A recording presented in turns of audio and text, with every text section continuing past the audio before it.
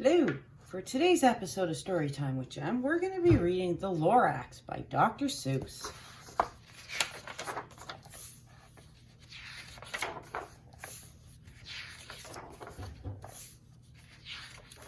At the far end of town where the greco grass grows and the wind smells slow and sour when it blows, and no birds ever sing excepting old crows, is a street of the lifted Lorax. And deep in the greco grass, some people say, if you look deep enough, you can still see today where the Lorax once stood just as long as it could before somebody lifted the Lorax away. What was the Lorax and why was it there? And why was it lifted and taken somewhere from the far end of town where the greco grass grows? The old Onceler still lives here. Ask him, he knows. You won't see the Onceler, don't knock on his door. He stays in his lurkum on top of his store. He lurks in his lurkum cold under the roof, where he makes his own clothes out of muffled moof. And on special dank midnights in August he peeks out of the shutters, and sometimes he speaks and tells how the Lorax was lifted away. He'll tell you, perhaps, if you're willing to pay.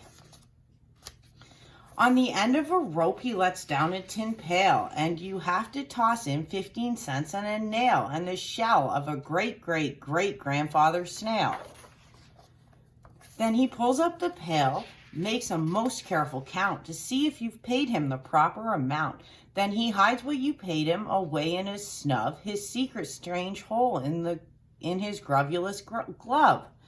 Then he grunts, I will call you by whisper-ma-phone, for the secrets I tell are for your ears alone. Slop, down slips the whisper-ma-phone to your ear, and the old Onceler's whispers are not very clear, since they have to come down through a snurgly hose, and he sounds as if he had smallish bees up his nose. Now I'll tell you, he says, with his teeth sounding gray, how the Lorax got lifted and taken away. It all started way back, such a long, long time back. Way back in the days when the grass was still green, and the pond was still wet, and the clouds were still clean, and the song of the swami swans rang out in space. One morning I came to this glorious place, and I first saw the trees, the truffula trees, the bright-colored tufts of the truffula trees, mile after mile in the fresh morning breeze. And under the trees I saw brown barbaloots frisking about in their barbaloot suits as they played in the shade and ate truffula fruits.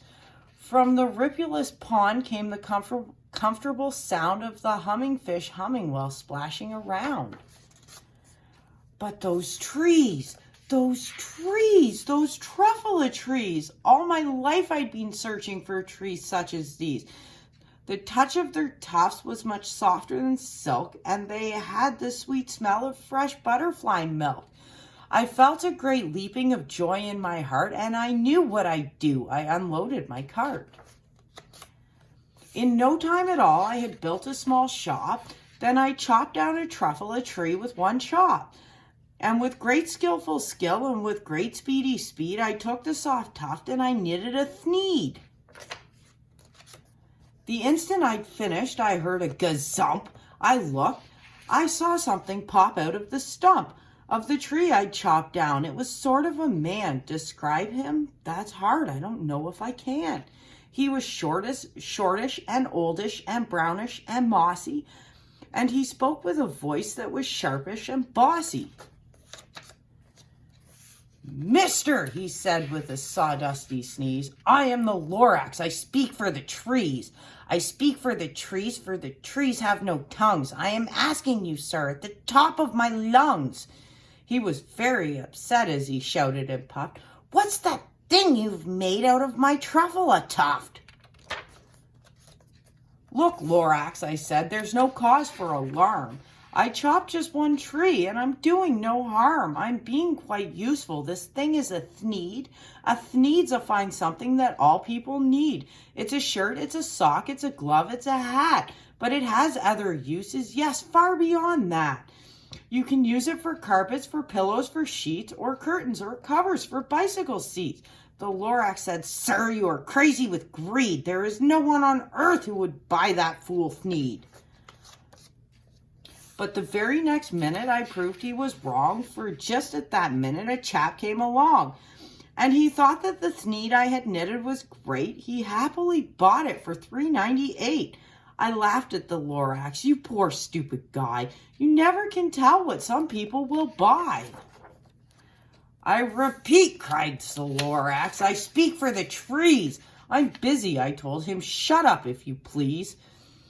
I rushed across the room, and in no time at all, I built a radio phone. I put in a quick call. I called all my brothers and uncles and aunts, and I said, "Listen here, here's a wonderful chance for the whole Onceler family to get mighty rich. Get over here fast, take the road to North Nitch. Turn left at Weehawken, sharp right at South Stitch."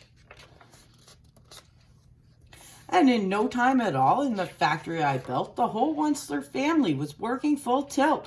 We were all knitting Thneeds, just as busy as beads, to the sound of the chopping of truffula trees. Then, oh baby, oh how my business did grow. Now chopping one tree at a time was too slow, so I quickly invented my super axe hacker, which whacked off 4 truffula trees at one smacker. We were making Thneeds 4 times as fast as before, and that Lorax, he didn't show up anymore. But the next week he knocked on my new office door. He snapped, "I'm the Lorax who speaks for the trees, which you seem to be chopping as fast as you please. But I'm also in charge of the brown barbaloots who played in the shade in their barbaloot suits and happily lived eating truffula fruits. Now, thanks to your hacking my trees to the ground, there's not enough truffula fruit to go round, and my poor barbaloots are all getting the crummies because they have gas and no food in their tummies. They love living here, but I can't let them stay. They'll have to find food, and I hope that they may. Good luck, boys," he cried, and he sent them away. I, the Onceler, felt sad, but as I watched them all go, but business is business, and business must grow, regardless of crummies and tummies, you know. I meant no harm, I most truly did not, but I had to grow bigger, so bigger I got. I biggered my factory, I biggered my roads, I biggered my wagons, I biggered the loads.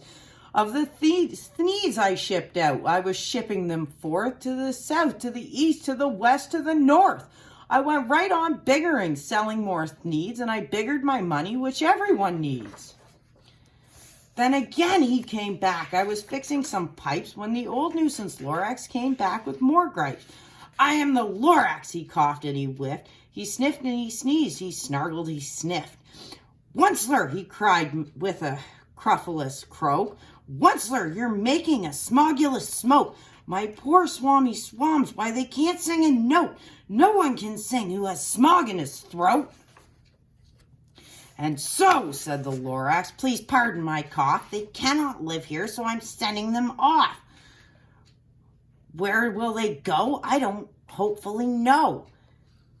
They may have to fly for a month or a year to escape from the smog you've smogged up around here."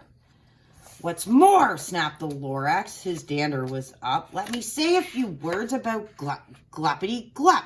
Your machinery chugs on day and night without stop, making gluppity glup. Also sloppity slop.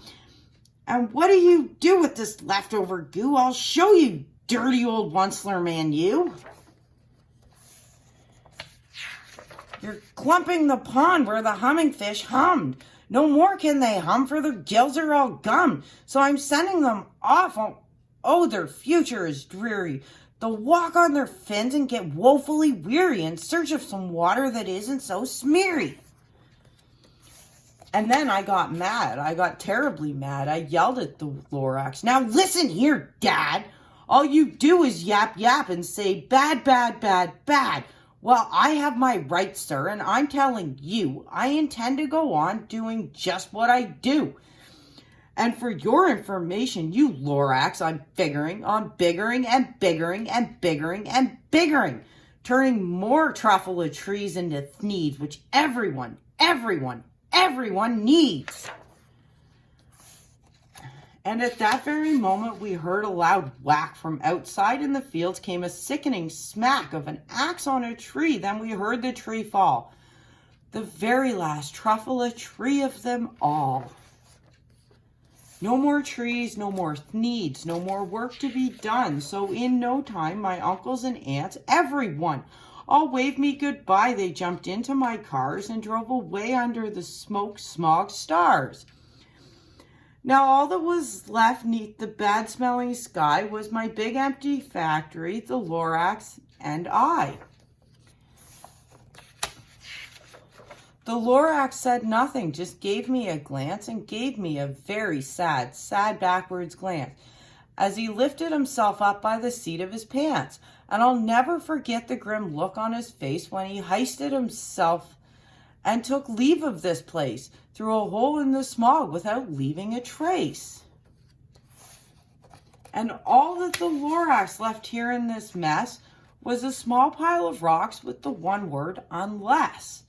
Whatever that meant, well, I just couldn't guess. That was long ago. But each day since that day, I've sat here and worried away. Through the years while my buildings have fallen apart, I've worried about it with all of my heart. But now, says the one-slur, now that you're here, the word of the Lorax seems perfectly clear. Unless someone like you cares a whole awful lot, nothing is going to get better. It's not. So, catch, calls the one-slur. He lets something fall. It's a truffle seed. It's the last one of all. You're in charge of the last of the truffle seeds, and truffle trees are what everyone needs. Plant a new truffle, treat it with care, give it clean water and feed it fresh air. Grow a forest, protect it from axes that hack, then the Lorax and all of his friends may come back. The end. That's it for today's episode of Storytime with Jen. Don't forget to like and subscribe, and we will see you tomorrow.